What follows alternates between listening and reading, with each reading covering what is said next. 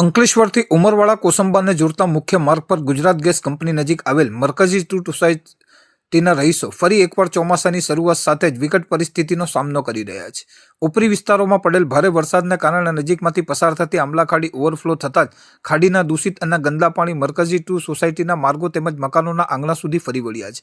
દર વર્ષે ચોમાસાની ઋતુ દરમિયાન સોસાયટીમાં આ જ રીતે પાણી ભરાવાની સમસ્યા સર્જાતી હોવાથી સ્થાનિક રહીશોમાં તંત્રની ઘોર બેદરકારી સામે ભારે રોષ અને અસંતોષની લાગણી વ્યાપી ગઈ છે. ચોમાસામાં જળબંબાકારની સ્થિતિ નિર્માણ થવાથી રહીશોનું જનજીવન અસ્તવ્યસ્ત બની ગયું છે અને લોકો પોતાના જ ઘરમાં પુરાઈ રહેવા મજબૂર બન્યા છે.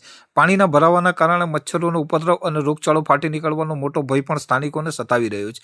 વારંવાર સ્થાનિક તંત્રને લેખિત અને મૌખિક રજૂઆતો કરવા છતાં આ ખાડીની યોગ્ય સફાઈ કે પાણીના નિકાલ માટેની કોઈ કાયમી કામગીરી કરવામાં આવતી નથી, જેના કારણે દર વર્ષે ચોમાસામાં રહીશો આવી યાતના ભોગવવાનો વારો આવે છે. સોસાયટીના રહીશોએ એક સુરે તંત્રને આક્રોશભરી અપીલ કરી છે કે આ ગંભીર સમસ્યાને પ્રાથમિકતા આપી આમલા ખાડીનું યોગ્ય બ્યુટિફિકેશન અને પાણીના નિકાલ માટેનું કાયમી નિરાકરણ વહેલી તકે લાવવામાં આવે, જેથી ભવિષ્યમાં રહીશોને આવી હેરાનગતિમાંથી મુક્તિ મળી શકે.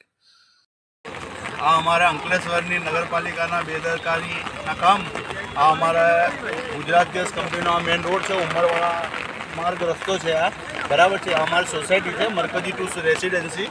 આ અમારી સોસાયટીમાં જો ઘૂંટણ સમા પાણી ભરાઈ ગયા છે. હવે અહીંયા ગાડી કોઈને આવવું હોય કે ભાઈ કોઈને જવું હોય તો માણસ જાય કેવી રીતે, આવી કેવી રીતે, બરાબર છે.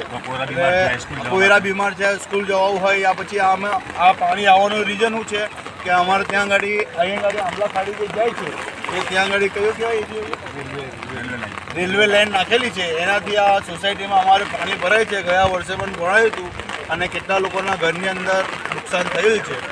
એટલે અમારી નગરપાલિકાથી એક જ અરજી છે કે બોલે સાહેબ તમે એક વખત આવો, મુલાકાત કરો અહીં ગાડી આવો વરસાદની અંદર સાહેબ. અને અહીંયા ગાડી આ મેઇન રોડ પર ઉમરવાડા જતો ગુજરાત ગેસ કંપનીનો રોડ છે, તમે જોઈ શકો છો. ત્યાં બી ઘૂંટણ સામા પાણી ભરાયા છે. અડધા ગલ્લા ડૂબી ગયા છે. નુકસાન થયેલું છે. આ ગલ્લા